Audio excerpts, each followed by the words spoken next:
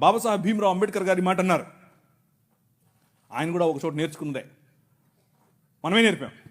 The king of this world నేర్పాడు. ఏమన్నారు తెలుసా?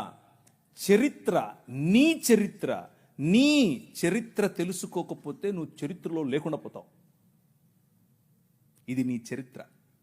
ఇది నువ్వు ఈ దేశానికి, ఈ దేశ నిర్మాణంలో నువ్వు సాధించినటువంటి చరిత్ర.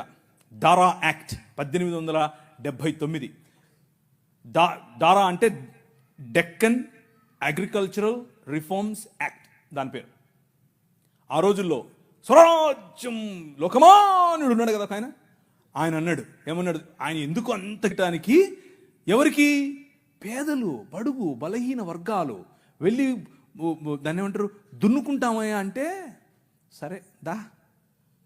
అదేదో ఆ రోజుల్లో సినిమా వచ్చింది, సబ్బు పౌడరు చూపించి వాళ్ళ దగ్గర భూములు తీసుకునేవాడు. ఆ టైప్ ఈడు.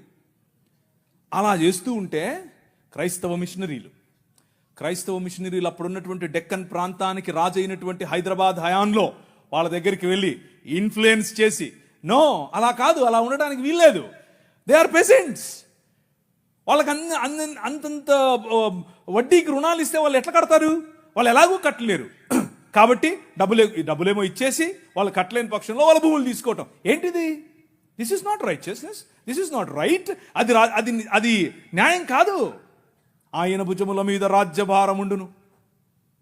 ఆయన భుజములు ఎక్కడ? ఫ్రిడ్జ్లో పెట్టొచ్చుంటాడా? నువ్వే. This is his body. ఇది ఆయన శరీరం, ఆయన భుజములు ఇక్కడే ఉన్నాయి. ఆ రోజు వాళ్ళు గుర్తించారు, అది నా బాధ్యత అని గుర్తించి వాళ్ళకి 25 పైసల కంటే ఎక్కువ వడ్డీకి రుణం ఇవ్వటానికి వీల్లేదు అని యాక్ట్ చేశారు. ఈ రోజుకి కూడా అది అలాగే అమల్లో ఉంది. That is your king. నీ రాజు అది. ఈ దేశాన్ని అలా నిర్మించాడు.